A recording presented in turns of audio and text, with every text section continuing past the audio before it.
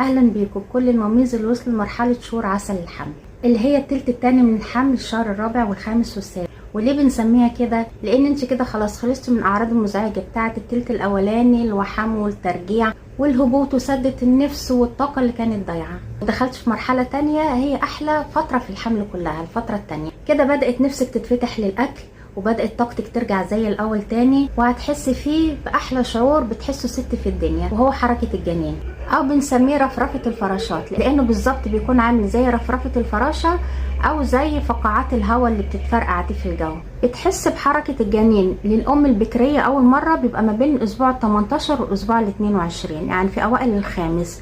زي ما قلت لك بتبقى زي رفرفه فراشه او فقاعات هواء بتتفرقع. لكن البكريه بيبقى بدري عن كده شويه، بيبقى على الاسبوع ال 16.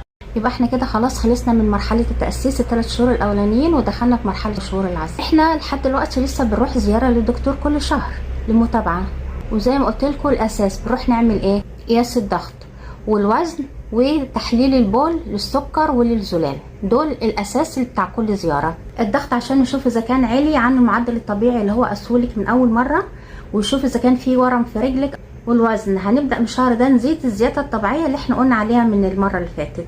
السونار العادي عشان نشوف نبض الجنين اذا كان تمام او في اي مشكله. الفتره دي بقى في سونار تاني مهم جدا لازم نعمله، حاجه اسمها انومال سكان اللي هو الفور دي.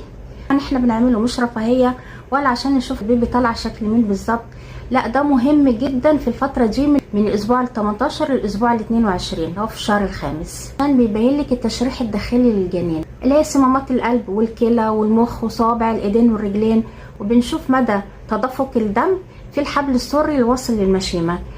يعني بيبين لك التشريح الداخلي لطفلك عشان نشوف اذا كان في مشكله في الوقت. وحاجه تانية مهمه كمان اللي احنا بنشوف بالسونار طول عنق الرحم. ده مشكلته بقى ان هو ممكن يسبب لك اجهاض متاخر او ولاده مبكره. يعني اكتشاف عنق الرحم ده لما يكون قصير، لما بنكتشفه بدري ده بيدينا فرصه اللي احنا ممكن نعمل ربط العنق الرحم، او اللي احنا ندي لبوس مثبتات زي بروجسترون عشان يثبت الجنين. وبعدين في فرق بين كسر عنق الرحم وبين ضعف عنق الرحم، اللي بيعتمد ده على الاجهاضات اللي بتحصل في الشهر السادس كذا مره بدون ما يكون فيه وجع او الم او اي انقباضات. ده بيبقى نتيجه ضعف عنق الرحم.